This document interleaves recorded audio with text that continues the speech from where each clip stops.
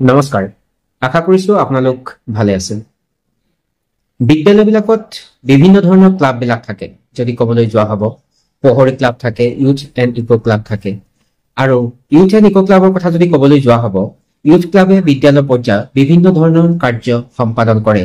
বিদ্যালয়ত অব্যৱহৃত যিবিলাক ধৰক খেলপথাৰ হওক শ্ৰেণীকোঠা হওক সেই শ্ৰেণীকোঠাবিলাকক সঠিকভাৱে প্ৰয়োগ কৰাৰ ক্ষেত্ৰত কাৰ্য ব্যৱস্থা গ্ৰহণ কৰে ইয়াৰ উপৰি ছাত্ৰ-ছাত্ৰীসকলক লৈ বিভিন্ন ধৰণৰ প্ৰতিযোগিতা আকস্মিক বক্তৃতা কুইজ প্ৰতিযোগিতাই হওক তৰ্ক প্ৰতিযোগিতাই হওক এনেকুৱা বিভিন্ন ধৰণৰ কাৰ্য সেই ইউথ ক্লাবে বা যুৱ ক্লাবে বিদ্যালয় পৰ্যায়ত কাৰ্য সম্পাদন কৰে আৰু ইয়াৰ পিছত যদি কবলৈ যোৱা হ'ব ইকো ক্লাব সম্পূৰ্ণৰূপে পৰিৱেশৰ লগত জড়িত থকা এটা ক্লাব আৰু পৰিৱেশ সংক্ৰান্তীয় বিভিন্ন ধৰণৰ কাৰ্য ইকো ক্লাবে সম্পাদন কৰে বিদ্যালয়ত আৰু এই ইকো ক্লাবৰ অধীনত থকা ছাত্ৰ-ছাত্ৰীসকলে সেই বিদ্যালয়ৰ ওচৰত থকা যিসকল নেতৃস্থানীয় ব্যক্তি আছে পৰিৱেশৰ লগত জড়িত থকা ব্যক্তি তেনেকুৱা ব্যক্তিসকলক বিদ্যালয়লৈ মাতি আনি বিভিন্ন ধৰণৰ সেমিনাৰ বা আলোচনা চক্ৰ অনুষ্ঠিত কৰিব লাগে বা কৰে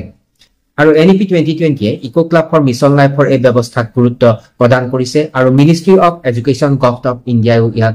গুৰুত্ব প্ৰদান কৰিছে আৰু বিদ্যালয় পৰ্যায়ত এই মিছন লাইফৰ অধীনত বিভিন্ন ধৰণৰ কাৰ্য সম্পাদন কৰিবলৈ বুলি কোৱা হৈছে আৰু ইতিমধ্যে হয়তো আপোনালোকে বিভাগীয় কৰ্তৃপক্ষৰ পৰা এই সম্পৰ্কে নিৰ্দেশনা পাইছে আৰু কোৱা হৈছে যে প্ৰতিখন বিদ্যালয়ে eco club for mission life যি পোৰ্টেল সেই পোৰ্টেলত অনলাইন ৰেজিষ্ট্ৰেচন সম্পূৰ্ণ কৰিব লাগে আৰু হয়তো আপোনালোকে এই কাৰ্য সম্পাদন কৰিছে আৰু যদি হয়তো কোনো বিদ্যালয় কৰা নাই তেতিয়াহলে অনতিপলমে কৰাৰ প্ৰয়োজন আহি পৰিছে কাৰণ নিতৌ ইয়াৰ সংক্ৰান্ত তথ্যবিলাক আহি আছে এতিয়া ইয়াত ৰেজিষ্ট্ৰেচন কেনেকৈ কৰিব আসলতে সেই সম্পৰ্কে যদি কবলৈ যোৱা হ'ব এটা বিশেষ লিংক আহিছিল সেই লিংকত গৈ বিদ্যালয়ে নিজৰ ৰেজিষ্ট্ৰেচন সম্পূৰ্ণ কৰিব পাৰিব এইটোই আছিল হেতু লিংক মই আপোনালোকক অকনমান দেখাবলৈ চেষ্টা কৰিছো আৰু মই ডেসক্ৰিপচন বক্সতো ইয়াৰ লিংকটো দি দিম আপোনালোকে সেই ডেসক্ৰিপচন বক্সৰ পৰা গৈ লিংকটো ডাউনলোড কৰি তাৰ পৰা এই কামখিনি কৰিব পাৰিব তাৰ পৰৱৰ্তী পৰ্যায়ত এই লিংকৰ উপৰিও এখন ইউজাৰ মেনুৱেল প্ৰভাইড কৰা হৈছিল যোগান ধৰা হৈছিল কেনেকৈ ৰেজিষ্ট্ৰেচন কৰিব এইখনেই সেইখন ইউজাৰ মেনুৱেল মই আপোনালোকক অকনমান দেখাবলৈ চেষ্টা কৰিছো আৰু ইয়াৰ বাদেও আসলতে ইউটিউবৰ কিছুমান লিংক প্ৰদান কৰা হৈছিল যোগান ধৰা হৈছিল আৰু সেই লিংকত গৈও আসলতে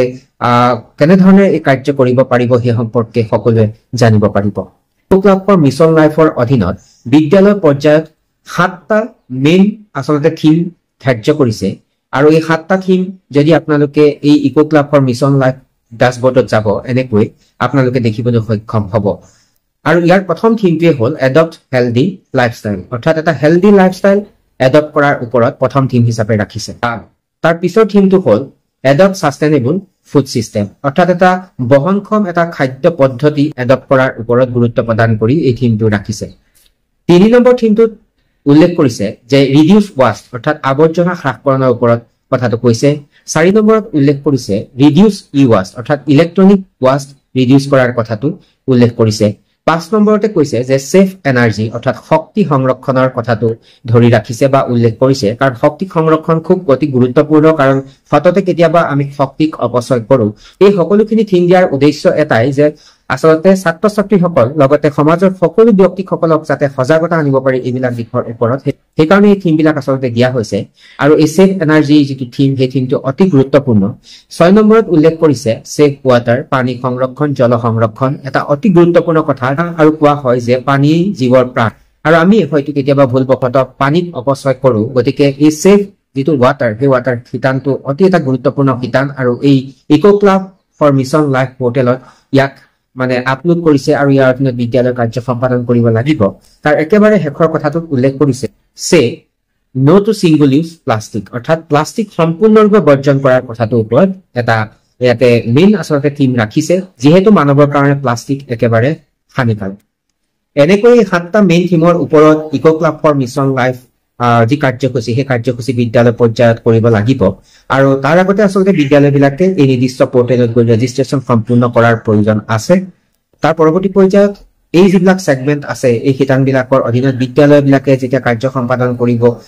কৰিব তাৰ সময়খিনিত আসলতে নানান ধৰণৰ এক্টিভিটিজ আছে কিউআৰ কোড জেনেৰেট কৰিব লাগিব এনেকুৱা বিভিন্ন ধৰণৰ কাম আছে আৰু সেই সকলোখিনি আসলতে ইয়াৰ অধীনত দিয়া যিখন ইউজাৰ মেনুৱেল সেই ইউজাৰ মেনুৱেলখনত দিয়া আছে গতিকে মই আপোনালোকক অকনমান কথাখিনি কবলৈ প্ৰয়াস কৰিলো আৰু আপোনালোকে হয়তো কথাখিনি জানে পুনৰবাৰ সকলোকে শ্ৰদ্ধা জনাই পুনৰ লগ পোৱাৰ প্ৰতিশ্ৰুতিৰে আজিলৈ সামৰিছো সকলো ভালে থাকিব নমস্কাৰ